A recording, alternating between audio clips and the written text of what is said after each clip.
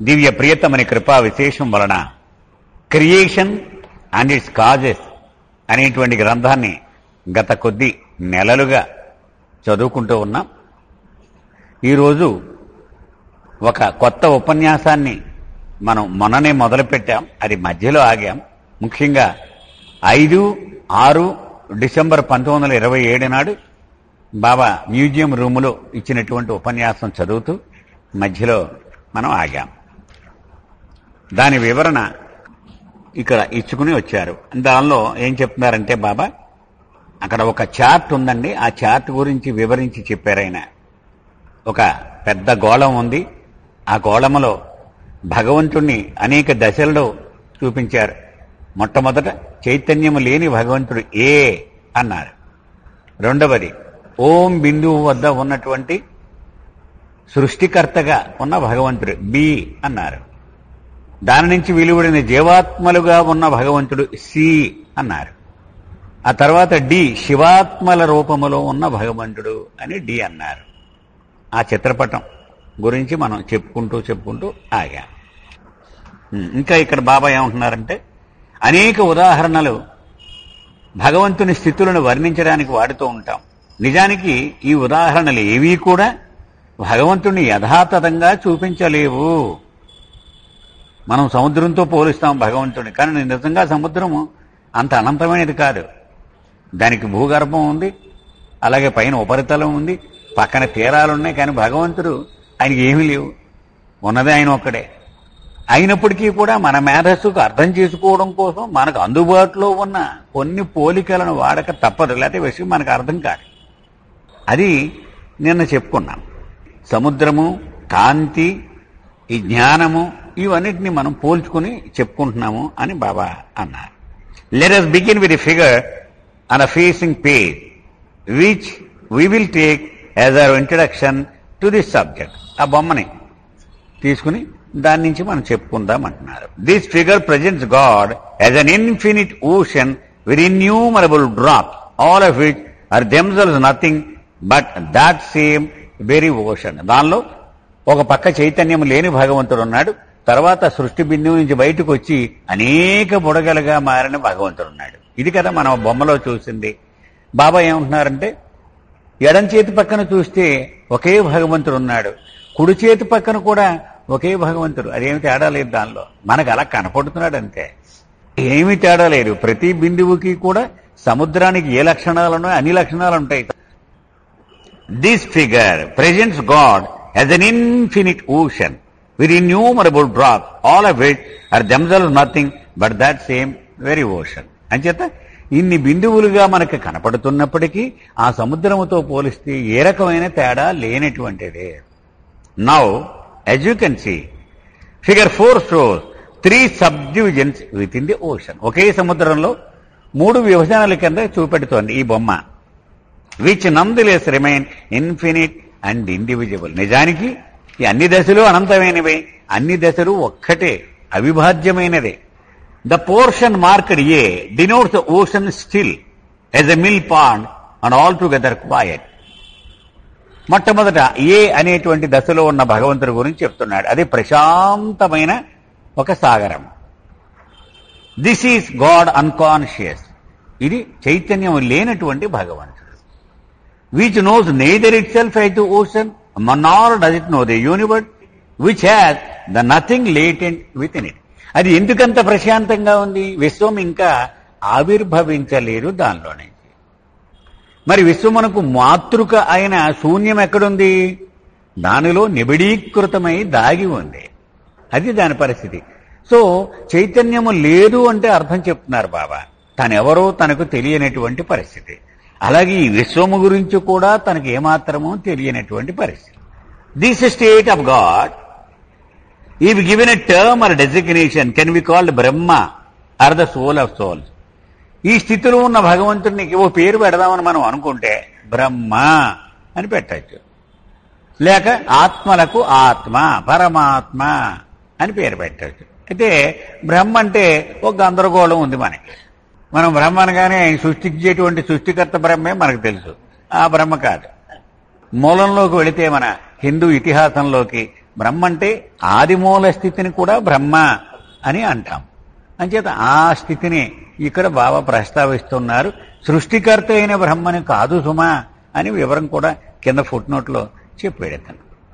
The portion marked C depicts the ocean in motion when separated into innumerable drop which manifest as bubble.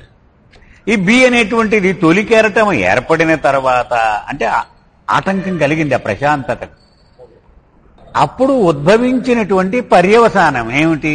చిన్న చిన్న చిన్న చిన్న బిందువులు అనేకము పుట్టుకొచ్చాయి. అది సి స్థితిలో ఉన్న భగవంతుడు అని చెప్తున్నారు. ఇవి లెక్కకు మిక్కిలి. నమ్దలేస్ the consciousness of the drops in sea is not directed toward the self. అయితే వీడికి ఏమైనా స్వస్వరూపానుభవం వచ్చేసిందంటే రాలే. తన మీద తన స్వస్వరూపం మీద దృష్టి ఇంకా లగ్నము కాలే. Because of the bubbles the drop though remaining identical with the ocean recognises itself as a drop only. మనం ఉదాహరణ నేను వాడుతూ ఉంటాను. ఒక గిన్నెతో నీళ్లు ఒక పొయ్యి మీద పెడదాం మనం. ఆ గాజు గిన్నె అనుకున్నాం. ఆ గాజు గిన్నె కనపడుతూ ఉంటుంది మనకి. చూడగానే ఏం కనపడుతుంది? ఒక్కటే నీరు మొత్తం ఉంది, ఒకటే ఏకం. ఈ కింద స్టవ్ వెలిగించగానే దానిలో బుడగలు మొదలవుతాయి. ఆ గాలి బుడగ ఏర్పడడం కారణంగా అది బుడగ నెంబర్ 1, బుడగ నెంబర్ 2, బుడగ నెంబర్ 3 విభజన మొదలైపోయింది. అది ఎక్కడుంది అడ్రస్? ఆ నీటిలోనే ఉంది. అది సముద్రములో భాగమై ఉన్నప్పటికీ ఆ నీటి చుక్క ఏమనుకుంటుందట? తన చుట్టూ ఏర్పడిన బుడగ కారణముగా తాను వేరు అనుకోండి. అదే జీవాత్మ యొక్క పుట్టుక. అది నువ్వెవరు అని అడిగితే అప్పుడు దాకా ఇంతకుముందు నేను సముద్రాన్ని అని చెప్తుంది. నేను ఒక్కటే, నేను సముద్రం. ఇప్పుడేం చెప్పుద్ది? నేను బుడగ నెంబర్ 1, 2, నా పక్కన ఉన్నది బుడగ నెంబర్ 2, ఆ పక్కన ఉన్నది బుడగ నెంబర్ 3. చుట్టూ ఏర్పడిన బుడగ కారణముగా ఈ సముద్రములో భాగముగానే ఉన్నటువంటి నీటి బిందువు తాను వేరు అనే భావాన్ని పొందుతుంది. If we assign a term to the state of God, వీడు కూడా ఓ పేరు పెడదాం మనం. ఎలాంటి పేరు పెడితే బాగుంటుంది? బాబా అంటున్నారు that term should be jiv which refers to the individual soul. పరమాత్మ నుండి వేరుపడిన భాగము, విభజనకు గురైనటువంటి ఒక భాగము. ఇండివిడ్యువల్ అంటే డివైడ్ అయినటువంటి భాగము. కాబట్టి జీవ్ అంటున్నారు బాబా, జీవాత్మ. The third portion labelled D, చివరిది డి అని శివాత్మలని పెట్టాం కదా, అది కూడా చెప్తున్నారు. It depicts the same ocean with drop such as Christ, Krishna, Muhammad, Zoroaster, Buddha, Moses, Tukaram, Tajuddin Baba and indeed all sadgurus. మొట్టమొదటి నుంచి చెప్పుకొస్తున్నాడు ఇక్కడ ఎడిటర్ గారు. ఏమని? బాబా ఆ రోజుల్లో అందరినీ సద్గురువులనే పిలిచేవారు. అవతారాన్ని వేరుగా చెప్పడం అనేది చేయలేదు ఆయన. రాముణ్ణి, జీసస్ని అందరినీ కూడా సద్గురువులే అన్నారు ఇక్కడ బాబా. ఈ ఆత్మలన్నీ ఇక్కడ ఉంటాయి. Here too every drop is one with the individual whole ocean. ఇక్కడ కూడా ఆ ఒకే సముద్రంలో భాగమయ్యే ఉన్నాయి ఈ ఆత్మలన్నీ. But all of these drops in sea know that they are the ocean. మరి ఆ ముందు పాత్రలో ఉన్నటువంటి భగవంతుడికి ఈ పాత్రలో ఉన్న భగవంతుడికి తేడా ఏమిటంటే, తొలిసారిగా ఈ స్థితిలో ఉన్న భగవంతుడికి తానెవరో తెలుసు, తాను మహాసముద్రాన్నే అనేటువంటి విషయం కూడా అనుభవంలో ఉంది. And not the drop at all. నేను లేదా విడిగా ఉన్నా, నేను విడిగా లేను సుమా, నేను వేరు కాదు, అంతా ఒకటి, ఉన్నది నేను ఒక్కడినే అనే అనుభవము ఉంటుంది. In other words, God in this state is conscious of self. దీనిని ఏమంటారు? తన స్వస్వరూపము యొక్క ఎరుక కలిగినది భగవంతుడికి అంటారు. If given a term or label, మరి ఇతనికి ఏం పేరు పెడదాం అంటున్నారు Baba. This state of God can be called Shiv or the enlightened soul. శివాత్మ లేక ఎన్లైటెడ్ సోల్, వికాసము కలిగినటువంటి ఆత్మ. క్వశ్చన్, బాబా క్వశ్చన్ వేశారు. What is creation? సృష్టి అనగా ఏమిటి అని వేశారు. దానికి మళ్ళీ ఆన్సర్ బాబాయ్ చెప్తున్నారు. మేనిఫెస్టేషన్ అంటే అప్పటి వరకు భగవంతుడిలో దాక్కుని అంతర్లీనముగా ఉన్నటువంటి ఈ నథింగ్, శూన్యము, అది బయటకు వచ్చి వెల్లడి కావడము. అంతే క్రియేషన్ అంటే అని అన్నారు. మళ్ళీ ఒక కొత్త బొమ్మ వేశారు. చిన్న బొమ్మ అండి, ఒకటే బొమ్మ, ఫిగర్ నెంబర్ 5. దాని పేరు ద క్రియేషన్ పాయింట్, సృష్టి బిందువు. అందులో ఒక గోళం ఉంది. ఆ గోళంలో ఏ అంటే చైతన్యము లేనటువంటి భగవంతుడు అక్కడ ఉన్నాడు. దానికి ఒక చిన్న రంధ్రము, ఓం పాయింట్ అనేటువంటి రంధ్రం దగ్గర భగవంతుడు సృష్టికర్త పాత్రను పోషిస్తూ వీటిని భగవంతుని చిన్న చిన్న బిందువుల కింద చేసి బయటకు వదులుతూ ఉంటాడనమాట. ఫిగర్ నెంబర్ 5కి వివరణ. Figures 5 to 7 comprise a series. 5, 6, 7 ఇవి చూస్తే ఒకదాని తర్వాత ఒకటిగా 3 ఒక వర్గానికి చెందినట్టుగా మనం గుర్తించవచ్చు.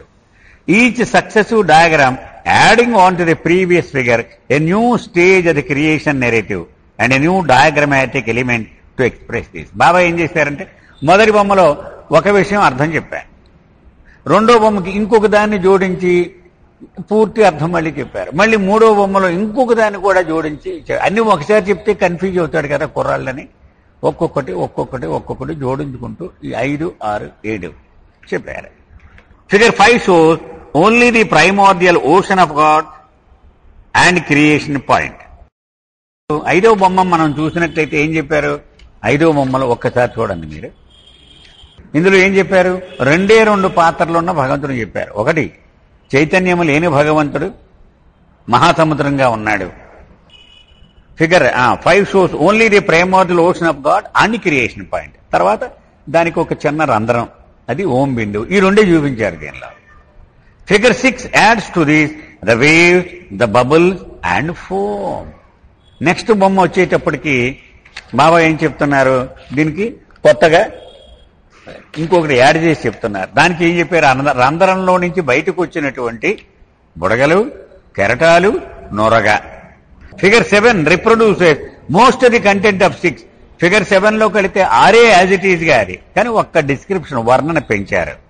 And ads the explicit indication that the entire creation is empty, hollow and nothing అని ఏమన్నారు? ఈ బుడగలు, ఈ నొరగ, ఈ కెరటాలు ఈ ఎరువు గొప్పదనుకుంటున్నారు, మీరు ఇదంతా డొల్లా అని 7వ బొమ్మలో ఆ వర్ణన యాడ్ చేసి చెప్పారు బాబా. కథ చెప్పుకుంటాం కదండి, ఖాళీ సీసాలు ఏరుకుని అమ్ముకుంటూ ఉంటాడు ఒక గర్భదరిద్రుడు. వాడు అమ్ముకుంటూ ఉంటే ఆ 10 సీసాలు దొరికేవాడికి. దాన్ని 20 కొన్నాడు. మళ్ళీ డబ్బులు ఇట్టి లాభంతో 20 సీసాలు కొన్నాడు. నెమ్మదిగా దాన్ని 100 సీసాలు చేశాడు. ఒకనాడు ఆ మెట్ల మీద కింద సీసాలన్నీ పెట్టి పైన పడుకున్నాడు. నిద్ర వచ్చి పాపం అలసిపోయాడు. పడుకుంటే ఈ సీసాలు అమ్మేసి వాడికి చాలా డబ్బు వచ్చేసింది. దాన్ని అమ్మేసి ఇంకా డబ్బు వచ్చేసింది. ఆఖరికి ఆ దేశం రాజుగారు వచ్చి బతిమాలాడు అనమాట, మా అమ్మాయిని ఇస్తాను చేసుకోబోయి పెళ్లి, నీలాంటి గొప్పవాడు నాకు తగలలేదా? సరే నువ్వు కాబట్టి ఒప్పుకుంటున్నాను, సరే కానీ అన్నాడు. రాకుమార్ని పెళ్లి చేసుకున్నాడు. పెళ్లి చేసుకున్న తర్వాత ఆవిడేదో సరిగా వండి పెట్టమంటే వంటలేదు, చీప్ అని తోసాడు. తోసేస్తే తండ్రి దగ్గరికి వెళ్ళిపోయింది. వెళ్ళి ఏడ్చింది. వేస్తే చచ్చి నేను వచ్చి బతిమాలతాను పద అని చెప్పి తను కూతురు కలిపి అతని పాదాల మీద తలకాయ పెట్టారు. క్షమించి తప్పుకాయ మొదటి తప్పుగా అన్నాడు. కాలుతోటి తన్నాడు. పండు బయటికి ఈ సీసాలను తన్నేసేది. వీడికి మెలుపు వచ్చింది. మెలుపు వచ్చి సీసాలన్నీ మొక్కలైపోయి ఉన్నాయి. సో వాడికి ఉన్నటువంటి ఆస్తులు దీన్ని కొనేయడం, అమ్మేయడం, ఇది అంతా ఉట్టి డొల్లే, అదేం కాదు అసలు. వీడు మొదలకి ఏ బిచ్చగాడిగా ఉన్నాడో అదే బిచ్చగాడు. వీడి పాత్ర అంతా నడుస్తున్నంతసేపు కూడా వీడు పొందిన అనుభవాలన్నీ కూడా అవి డొల్లే.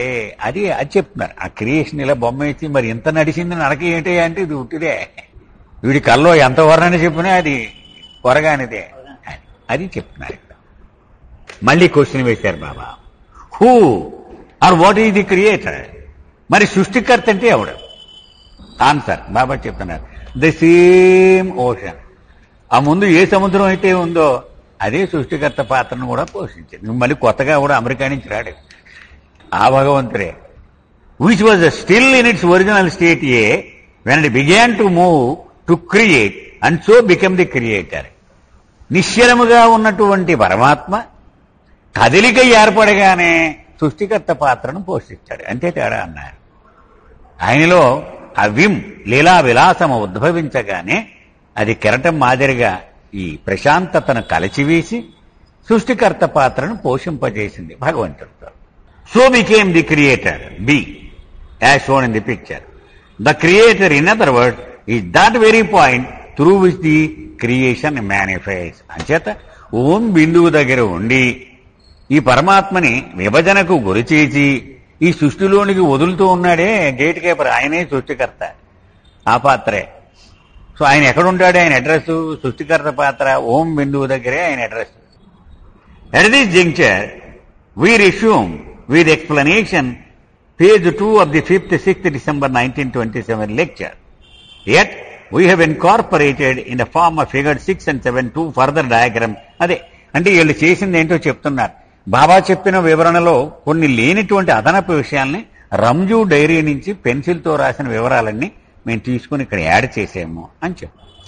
Proceeding Shri explain. బాబా కొనసాగిస్తూ ఇలా చెప్పారు. Now when this ocean comes in to motion from the out set it precipitates in 3 things.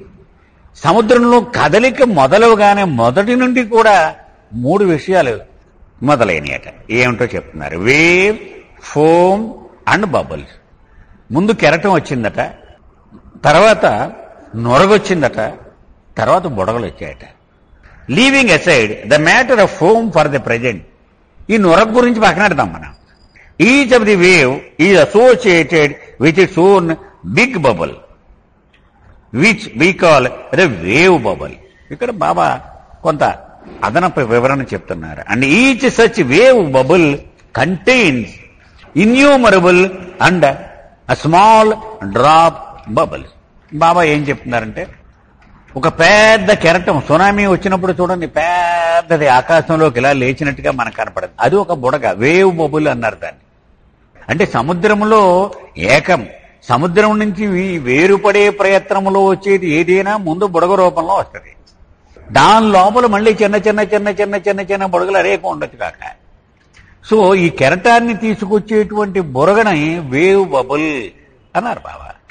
దానిలో మళ్ళీ చిన్న చిన్న చిన్న చిన్న జీవాత్మలు, ఈ బిందు ఆత్మలు, బిందు ఆత్మ అంటాం, డ్రాప్ బబుల్, ఇవి అనేకం ఉంటాయి. Every wave bubble is equal to an entire world. Baba ఏం చెప్తున్నారంటే, మన ప్రపంచం ఉందనుకోండి, సూర్యుడు, 9 నవగ్రహాలు, ఈ ఖగోళం, ఈ ఖండాలు, ఈ భూమి, ఇవన్నీ, ఇది అంతా ఒక ప్రపంచం. ఇది ఒక వేవ్ బబుల్లో ఉంటుందట. ఇది ఇంకొక వేవ్ బబుల్ పక్కన ఉందనుకోండి, అక్కడ మళ్ళీ 100 సూర్య కుటుంబాలు ఉన్నాయని అంటారు, మన సౌర కుటుంబాలు, అంటే 100 వేవ్ బబుల్స్. సో మనకి తెలిసిన విశ్వం అంతా కలిపి ఒక వేవ్ బబుల్లో ఉంటుంది. బాబా మొత్తం ఖగోళాన్ని మొత్తం వివరంగా చెప్తున్నారు మనకి. Then again each wave has in addition to its own associated wave bubble innumerable drops big and small. ఇది పెద్ద బుడగ ఉంది, ఈ కెరటాన్ని తెచ్చినటువంటి బుడగ. దానిలో మళ్ళీ అనేకమైన పెద్ద బిందు ఆత్మలు, చిన్న బిందు ఆత్మలు అనేకము ఉంటాయి. Each big drop contains its countless drop bubble. మళ్ళీ పెద్ద బుడగ అన్నాం కదా, దానిలో పెద్ద బుడగ, దాని లోపల మళ్ళీ దానిమ్మ పండు గింజలు ఎలా ఉంటాయో దాని లోపల మళ్ళీ అనేక ఆత్మలు ఉంటాయి. Each big drop contains its countless drop bubble and each small drop too has a drop bubble. చిన్న చిన్న ఈ బిందు ఆత్మలుగా కనుక అది కూడా విడదీస్తే దానిలో మళ్ళీ ఇంకా అనేక ఆత్మలు కూడా ఉంటాయట. These are equivalent to the so many myriad forms in the creation. ఇవన్నీ కలిపే అనేకమైనటువంటి రూపాలు మనకు సృష్టిలో కనపడుతున్నాయి. ఇవన్నీ కలిపే ఈ విశ్వం తయారైంది. In short, we find 2 kinds of bubbles. Baba క్లుప్తంగా చెప్తానంటున్నారు. 2 రకాల బుడగలు ఇక్కడ కనపడుతున్నాయి మనకి, wave bubbles and drop bubbles. ఒకటి కెరటాల బుడగలు, 2 ఈ బిందువుల తాలూకా బుడగలు. Each in unlimited profusion. అవి సమృద్ధిగా ఉంటాయట, ఇవి సమృద్ధిగా ఉంటాయి. అవి 10 ఉంటాయండి, ఇవి 1000 ఉంటాయి, అలాగేమీ లెక్కలేదు. అవి అసంఖ్యాకమే, ఇవి అసంఖ్యాకమే. Countless worlds corresponding to the countless wave bubbles. ఈ విశ్వాలు కూడా లెక్కలేనన్ను ఉంటాయి. అందుకనే ఉపాసన మహారాజు అలసిపోయాడు, బాబా అలసిపోయాడు. విశ్వాలు కూడా అనంతమైన సంఖ్యలో ఉంటాయి. ఈ బుడగలకు అనుగుణంగా ఆ విశ్వాల సంఖ్య కూడా అంత విస్తారంగా ఉంటుంది. Corresponding to the wave bubble host the countless forms of the innumerable drop bubble as atom, stone, metal, vegetable, animal, human and so forth. ఇవి ఏ రూపాల్లో ఉంటాయో ఈ బిందు ఆత్మలు చెప్తున్నారు బాబా.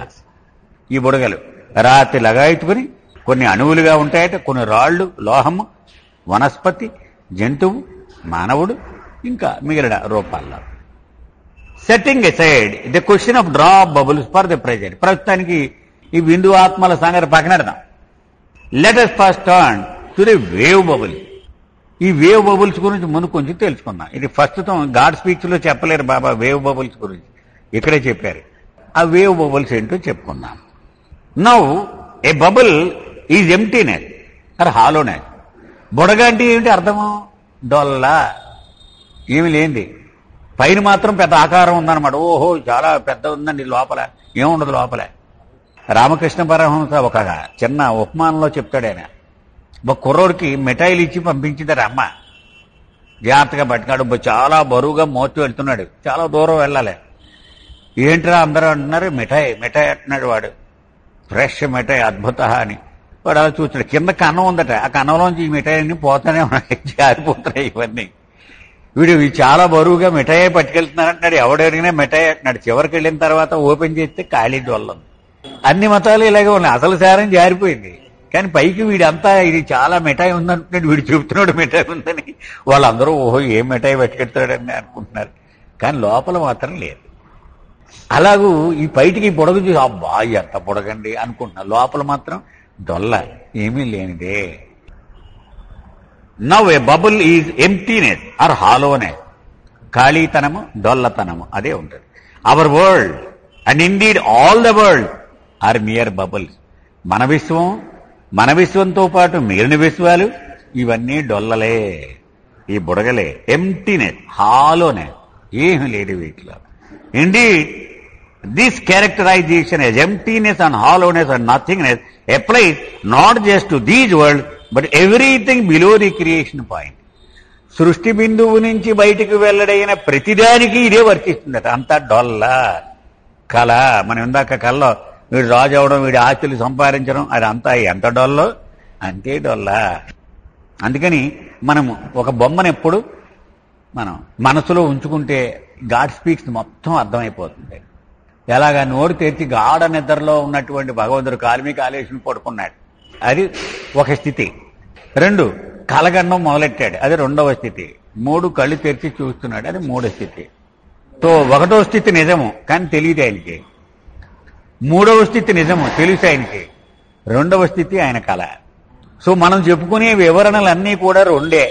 కాబట్టి మొత్తం కళే. మనం చూసేది, మనం అర్థం చేసుకునేది ఇదంతా కళే.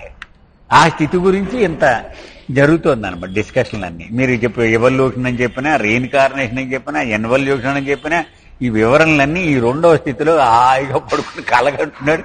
దానిలో ఇవన్నీ అంచేత బాబా అన్నారు, వాయు రూపము లగాయితూ 6వ భూమిక వరకు మిథ్యలోని రకరకాల భాగాలే. 7 ఒక్కటే ఖాయం, మిగిలినవన్నీ కలలే. అంచేత మిథ్యలో భాగమే ఈ భూమికలు ప్రయాణము కూడా. ఎవల్యూషన్, రీఇన్కార్నేషన్, ఎన్వల్యూషన్ 3 ఇల్యూషన్ లో భాగమే. Each wave bubble is equivalent to a world. So ఈ కెరటం బుడగ అనేటువంటిది ప్రతిదీ కూడా ఒక ప్రపంచాన్ని అది సూచిస్తుంది. And these world like the waves that give rise to them are incalculable in number. ఈ కెరటాలు, బుడగ ఇవి అసంఖ్యాకము, అవి కూడా. అలాగే అవి తెచ్చే సముద్ర విశ్వాలు కూడా అసంఖ్యాకమే. Of these innumerable world only 7 are inhabited. ఇలాంటి విశ్వాల్లో 7 విశ్వాలు మాత్రమే నివాస యోగ్యమైనవి, నివాసము ఉన్నటువంటివి 7 ఉన్నాయట విశ్వాలు. మిగిలిన ఒకటి ఖాళీగా ఉన్నాయి. As detail in the list below. ఆ తర్వాత 7 విశ్వాలు ఏంటో నేను చెప్పాను అన్నారు. Why is inhabited limited only to the 7 world. మరి 7 విశ్వాలకే నివాసం ఉండడం ఏమిటి, మిగిలినవన్నీ ఉండకపోవడం ఏమిటి? Because they are nearest to the creator. అవి సృష్టికర్తకి దగ్గరగా ఉన్నాయట అవి, ఆ 7 విశ్వాలు. అంచేత అవి నివాసం యోగ్యం అయినవి. As will be explain here after. అయితే నేను చెప్తాను, భయపడద్దు మీరే, అవి కూడా వివరణగా మీకు చెప్తాను నేను. Now what do you actually find in these 7 worlds? మరి ఏమిటయ్యా ఆ 7 విశ్వాలు ఏమిటో చూద్దాం అనుకుంటున్నావేమో నువ్వు అంటున్నారు. అయితే ఒక బొమ్మని మనం దాటేశాం, అది ఒక్కసారి వివరం, అది చార్ట్ నెంబర్ 6, అది వివరంగా చెప్తున్నారు బాబా. దానిలో ఒక గోళము మహాసముద్రములో ఉన్నటువంటి భగవంతుని స్థితి ఏ, అలాగే దాని పరిధి మీద ఓం బిందువు, అక్కడ సృష్టికర్తగా ఉన్నటువంటి భగవంతుడు. ఆ ఓం బిందువు నుండి బయటకు వచ్చినటువంటి వేవ్ బబుల్, అలాగే నొరగ, అలాగే జీవాత్మలు, ఇవి చూపించారు అక్కడ. ఇక్కడ వివరణ కూడా ఇచ్చారు. ఈ వేవ్ అంటే ఏంటంటే దానిలో అనేకమైనటువంటి అసంఖ్యాకమైన విశ్వాలు ఉంటాయి, అలాగే జీవాత్మలు ఉన్నటువంటి బుడగలు కూడా ఉంటాయి. దానిలో వివరణ బాబా చెప్తున్నారు. Key to figure 6, the second in a series of 3 connected diagrams, the upward facing bowl here represents God, the infinite ocean, as it does in figure 5. 5వ బొమ్మలో మనం ఏం చెప్పుకున్నాము? సముద్రంగా ఉన్నటువంటి భగవంతుడు ఓం బిందువు అంతే చెప్పారు బాబా. దానికి కింద కూడా తిరగేసినటువంటి ఒక అర్ధగోళం బొమ్మ వేసి ఇక్కడ దానికి అదనపు వివరణ చెప్తున్నాడు. పైన మహాసముద్రమే కాకుండా ఓం బిందువు నుంచి బయటకు వచ్చినటువంటి కెరటాలు, బిందువులు, బుడగలు. Counterbalancing these, the downward facing bowl presumably represent the emptiness and hollowness that is created in the universe. కింద ఉన్న విశ్వం అంతా ఇవి డొల్లని చెప్తున్నారు, ఆ కళ్ళలోంచి వచ్చినటువంటి పర్యవసానం ఇదంతా కూడా. Out of the Om point project countless waves and bubble. దాని నుంచి అసంఖ్యాకమైన కెరటాలు, అసంఖ్యాకమైన బిందువులు ఓం బిందువు నుంచి బయటకు వచ్చాయి. The foam though named several times in creation and its causes. ఈ ఫోమ్ చాలా సార్లు బాబా వాడారు, ఇది నెవర్ ఎక్స్ప్లెయిన్. కానీ బాబా ఇది ఇదమిద్దంగా దీని అర్థం ఇది అని బాబా ఎక్కడా చెప్పిన దాఖలా లేదు. And remains something like a mystery, ఒక రకంగా రహస్యంగానే ఉండిపోయి. ఫిగర్ 7, 7వ చిత్రపటం దగ్గరికి వెళ్ళాము. బబుల్స్ అండ్ ఎంప్టీనెస్ అంటే ముందు 5, 6 బొమ్మలకే ఇక్కడ ఈ కింద వచ్చినటువంటి అర్ధగోళం ఉంది కదా, ఏవి? నొరగ, కెరటాలు, బుడగలు, ఇదంతా పోకల్ అంటారు. బహుశా అది మరాఠీ పదం ఏంటో పోకల్ అన్నారు. అంటే ఎంప్టీనెస్, హాలోనెస్, నథింగ్నెస్, అంతా ఖాళీ, అంతా డొల్ల, అంతా శూన్యత్వము, అంత చెప్ప ఏమీ లేదు ఇది అని ఈ బొమ్మకని చెప్పారన్నమాట. సో కీ టు ఫిగర్ 7, దీని వివరణ. The last in the series of diagram that began with figure 5, figure 7 carries over most of the diagrammatic elements from 6. 5, 6, 7 3 బొమ్మలు ఒకటే సిరీస్. 5లో కొంచెం వివరించారు, 6కి మరి కాస్త వివరించారు, 7లో పూర్తిగా వివరించారు.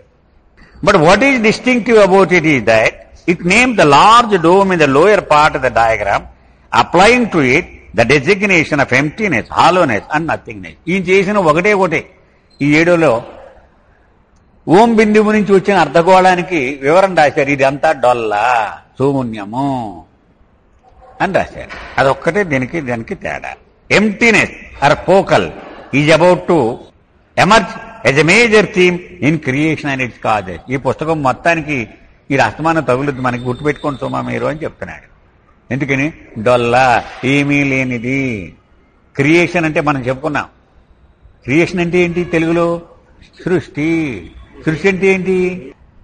ఏమండి ఇదంతా నిజం అనుకున్నారు కనుక మా ఊరు సృష్టి అండి బాబు, ఇది ఏదో డాక్యుమెంట్ తెస్తాడు ఒకటి, ఇది ఈ ఆస్తి కొన్నారంట కదండి బాలేవరే, మా ఊరు సృష్టి, ఇది నిజం అనుకున్నారు కనుక ఇది ఉట్టిది, ఇది నేను ఎక్కడ కొనగలను అంత ఆస్తి కూడా ఉన్నట్టుగా కనపడుతోంది కానీ నిజానికి ఇది లేదు, అందుకని సృష్టి అయింది. అంచేత ఈ పోకల్ అనేటువంటి మాట ఈ గ్రంథం అంతా కూడా మనకు తారసపడుతూ ఉంటుంది. It become a central feature in the rather enigmatic picture in babas lecture the next day. అంచేత ఇది నెక్స్ట్ డయాగ్రామ్ లో కొంత సందిగ్ధతకు కూడా దారితీస్తే మనం తర్వాత చెప్పుకుందాం అంటున్నారు ఇక్కడ. ఇప్పుడు ఆ 7 విశ్వాలు, 7 ప్రపంచాలు ఏంటో ఇక్కడ బాబా చెప్తున్నారు. World 1 contain stone. విశ్వములో ఉట్టి రాళ్లే ఉంటాయట. బ్రాకెట్లో బాబా స్టోన్ అంటే హిల్స్ అండ్ మౌంటైన్, కొండలు మహాపర్వతాలు అవే ఉంటాయట ఆ విశ్వములో. అంటే ఆ విశ్వములో ఉన్నటువంటి ఏ గోళము చూసినా ఇవే ఉంటాయి, రాళ్ళు పర్వతాలే ఉంటాయి. అండ్ నథింగ్ ఎల్, ఇంకేమీ ఉండవట. అది ఒకటో ప్రపంచం. World number 2 it contains stone and wind. రెండో దానిలో రాయి ఉంటుంది, గాలి కూడా ఉంటుందట. అది రెండవ విషయం. అంటే మనకు తెలియదు ఇవన్నీ, ఇదివరకు గతంలో ఎక్కడ మనకు చెప్పలేదండి Baba. World number 3 stone, wind and metal. రాయి, గాలి, లోహము అంటే ఖనిజము. World 4 contain stone, wind, metal and water. 4వ ప్రపంచంలో నీరు వచ్చి యాడ్ అయింది ఈ మూడిటికి. అంటే రాయి, తర్వాత గాలి, ఖనిజము ప్లస్ నీరు వచ్చి యాడ్ అయ్యింది. And world number 5 contain stone, wind, metal, water and vegetation. కొత్తగా వృక్షం వచ్చి చేరింది దీనిలోకి. World number 6 contain stone, wind, metal, water, vegetation and animals. ఇక్కడ జంతువులు వచ్చి చేరాయి. ఇక world number 7 it contain stone, wind, metal, water, vegetation, animals and humans. ఇక్కడ మానవుడు వచ్చి చేరాడు. సో ఇన్ని విశ్వాలు ఉన్నాయి. అందుకే 18,000 గోళాలు అని చెప్పుకొచ్చారు కదా బాబా మనకి. These 7 worlds are set to be in the process of evolution. వీటిని ఏమన్నారు? ఇవి పరిణామ దశలో ఉన్నాయి. అంటే 1వది పరిణామం చెంది 2 అవ్వచ్చు, 2 పరిణామం చెంది 3 అవ్వచ్చు, 3 పరిణామం చెంది 4 అవ్వచ్చు. ఎవల్యూషన్ అంటే అర్థం ఏంటంటే, ఎవల్యూషన్ అంటే మార్పు, బాగవడం కోసం మార్పు, ఎదుగుతూ మార్పు చెందడం, మెరుగుదల కోసము మార్పు, మెరుగుదల కోసము మార్పుని ఎవల్యూషన్ అంటారు. అయితే తిరోగమనము అది వేరు, డెవల్యూషన్. అది ఎవల్యూషన్ కాదు. అది మనం గుర్తుపెట్టుకోవాలని, అది ఏదో పెద్ద పదం చూసి అది ఏదో భయంకరం అనుకోకూడదు. ఎవల్యూషన్ అనగానే మార్పు కదా. రాయి ఖనిజం అవ్వడం, ఖనిజం వృక్షం అవడం, వృక్షం క్రిమి అవ్వడం, క్రిమి చేప అవ్వడం, చేప పక్షి అవ్వడం, పక్షి జంతువు అవ్వడం, జంతువు మానవుడు అవ్వడం, మారుతూ ఉండడం. ఇది ఎవల్యూషన్. మానవుడు అయిన తర్వాత ఇంకేం మారటలేదు, వాడు అలాగే ఉంటున్నాడు, వాడు అందుకు మార్పు లేదు ఇంకా. అందుకని బాబా అన్నారు ఎవల్యూషన్ పూర్తి అయిపోయింది ఇక్కడతో. ఇవి కొంచెం మనం గుర్తుపెట్టుకుంటూ ఉంటే సరిపోతుంది. ఇంకా బాబా ఏమన్నారు? అసలు మొట్టమొదట రాతి రూపం మొదలెట్టినప్పుడే మానవుడు దృష్టిలో పెట్టుకుని ఇదంతా నడుస్తుంది అన్నారు. అక్కడ బాబా వివరణ ఏం చెప్పారంటే, 100% చైతన్యము సాధించడానికి ముందు వీడికి రాతిలో 0.01% చైతన్యం వచ్చింది. వీడికి 100% చైతన్యం ఉన్న రూపం ఏది? మానవ రూపం. మీరు మానవుడు అనుకోకపోయినా 100% చైతన్యం సాధించడానికి ప్రయాణం మొదలైంది ఎవల్యూషన్లో. కాబట్టి మరి మానవుని దృష్టిలో పెట్టుకుని కదా నడిచింది ఇదంతా కూడా. ఆ రూపం దృష్టిలో పెట్టుకుని నడిచింది. అందుకని బాబా ఏమన్నారు? రాతిలో పడుకుని ఉంటుంది మానవ రూపం, ఖనిజ రూపంలో కూడా అలాగే ఉంటుంది. ఆ తర్వాత వృక్ష రూపంలో తలకిందులుగా ఉంటుంది, తలే వేర్లు, కాళ్ళు చేతులు పైకి ఉంటాయి, అదే మానవుడు. క్రిమిలోకి వెళ్ళేటప్పటికి మళ్ళీ బల్లపరుపుగా ఉంటాడు మానవ రూపం, భూమి మీద పాకుతూ ఉంటాడు. అది చలన శక్తిని సంపాదించుకుంటాడు మానవుడు.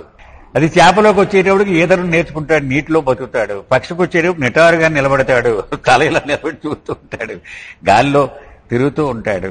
జంతువుకి వచ్చేటప్పుడు మళ్ళీ వేలాడేటువంటి తల ఉంటుంది, 4 కాళ్ళు పెట్టుకుని ఆధారంగా పెట్టుకుని అవసరం వచ్చినప్పుడు ఇలా చూస్తూ ఉంటాడు. మానవుడికి వచ్చేటప్పుడు నిటారుగా 2 కాళ్ళ మీద నిలబడగలుగుతాడు. అంచేత మానవుడే అన్ని రూపాల్లోనూ ఉన్నాడు. మానవుడు అనగా 100% చైతన్యమును పెంపొందించుకున్నవాడు. ఎవల్యూషన్ అనగానే ఈ రూపం మనకి, మన మనసులోకి ఈ భావం వస్తే మనకి నడక సులువుగా వెళ్ళిపోతుంది. These 7 worlds are also said to be in the process of evolution. Now, let us return to point B in figure 6 and 7 representing the creator. ఇప్పుడు ఆ ఓం బిందువు దగ్గర నిలబడి ఉన్నటువంటి సృష్టికర్త దగ్గరకు వద్దాం. ఈ చార్ట్లో మనం చూసాం కదా, అక్కడ ఒక చిన్న బిందువు వేశాడు, అక్కడ అతని దగ్గరికి వద్దాం. Who in fact is the creator? అసలు ఇతను ఎక్కడి నుంచి వచ్చాడు, ఎవరు ఇతను? The story begins again with the same దర్యా. ఏ సముద్రం నుంచి అయితే మనం కథ మొదలెట్టామో ఆ సముద్రమే మళ్ళీ ఇక్కడ కూడా వస్తుంది. Which becomes the creator when it commences movement and starts to create. అప్పుడు దాకా నిద్రాణమైన నిశ్చలంగా ఉన్న సముద్రము కదలికను మొదలుపెట్టి అది కదలడం మొదలెట్టుగానే సృష్టికర్త పాత్రను పోషిస్తుంది, సృష్టించుకుంటూ పోతుంది. కదలిక మొదలుగానే దానిలో కెరటాలు వస్తాయి కదా, తరంగాలు వస్తాయి, చిన్న అలలు వస్తాయి, బిందువులు వస్తాయి. And what does it create? మరి ఏమిటి సృష్టించుకుంటూ పోతుంది? It creates among all the countless other things. Let us take this first. సృష్టించబడిన విషయాలు అన్నీ చూసుకుంటూ ఒక వరుసలో వద్దాం. First the waves. మొట్టమొదట కెరటం వస్తుంది, ఆ బిందువు. ఇప్పుడు బాబా ఏమన్నారు, నిశ్చలంగా ఉన్నటువంటి ఒక సరస్సులో ఒక కుర్రాడు, తొంటరి కుర్రాడు రాయి తీసుకుని ఇలా విసిరాడు. అది సరిగ్గా సరస్సు మధ్యలో పడింది. మొట్టమొదటి ఏమొస్తాయి? తరంగాలు వస్తాయి, చిన్న చిన్న చిన్న చిన్న అలలు కదా. ముందు కెరటాలు వస్తాయి, represented as C in figure 6 and 7, which are light globes. ఇది కొంచెం వింతగా ఉందన్నమాట. లైట్ గ్లోబ్స్ అంటే మెరిసేటువంటి గోళాలు, అంటే కాంతిని ప్రసరింప చేయగల గోళాలు అనుకుందాం. Light globes with innumerable points of lights in ఈ వెలుగు అసంఖ్యాకమైనటువంటి వెలుగును ఆకాశంలో చూస్తే ఎన్ని కనపడేస్తున్నాయి మనకి, మెరిసిపోతూ మెడుకు మెడుకు మెడుకు మెడుకుమని. ఇవన్నీ ఇవన్నమాట light globes. These myriad light globes are his the creator's shadows. ఇవి బయటికి కాంతిలా కనబడుతున్న సృష్టికర్త యొక్క నీడలు. ఇవి వెలుగును ప్రసరించే గోళాలు కూడా సృష్టికర్త యొక్క నీడలు. ఎందుకని? నిజానికి ఇవి ఆయన ఊహలోనే అస్తిత్వం ఉంది. వీటికి నిజానికి అస్తిత్వం లేదు కదా. సృష్టి బిందువు నుంచి వచ్చింది ఏదైనా సరే డొల్లే అన్నారు కదా. అంచేత ఇవి నిజానికి వెలుగును ప్రసరించే గోళాలుగా మనకి కనపడినప్పటికీ ఇవి నీడ యొక్క ప్రతిరూపాలే గాని వెలుగు స్వయం ప్రకాశం కావివి. One will naturally wonder how can one God have so many shadows. అప్పుడు వెంటనే మీకు ఒక అనుమానం రావచ్చు. పిల్లలతో అంటున్నారు, బాబా ఒక భగవంతుడికి ఒక నీడ ఉంటుంది కానీ ఇన్ని నీడలు ఎలా ఉంటాయి అని మీకు అనుమానం రావచ్చు. Let us explain this by taking the illustrative example of opposite term. పరస్పర వ్యతిరేకమైనటువంటి పదాలు ఆ మధ్యన ఉన్న సంబంధం గురించి చెప్పి మీకు ఇది అర్థమయ్యేలా చెప్పడానికి ప్రయత్నిస్తానంటున్నారు Baba. The infinite has its opposite the finite. అనంతము అనేటువంటి పదానికి వ్యతిరేక పదం ఏది? అతి పరిమితము. The light has its opposite the shadow. ప్రకాశము దానికి నీడ అనేటువంటి వ్యతిరేక పదం. The yes has its opposite the no. అవును ఇది కాదు దానికి వ్యతిరేక పదం. The one has its opposite innumerable. ఒక్కడు ఏకత్వానికి దానికి అనేకము అనేటువంటి వ్యతిరేక పదం. So if you take the expression one light we find yes exact opposite innumerable shadows. ఒక ప్రకాశము అంటే అసంఖ్యాకమైన నీడలు అనేది వ్యతిరేక పదం అవుతుంది కదా. వన్ అనేదానికేమో అనేకము, లైట్ అనేదానికేమో నీడ, అనేక నీడలు. అంటే ఈ వ్యతిరేకము అనేటువంటిది మనం కొంచెం ఇంకా లోతుగా వెళ్తే మనము ఏ అనుభవమునైనా సరే పొందాలి అనుకుంటే దానికి వ్యతిరేకమైన అనుభవం పొందితేనే, అంతే కదా. ఉదాహరణ మనం కథ చెప్పుకుంటాం.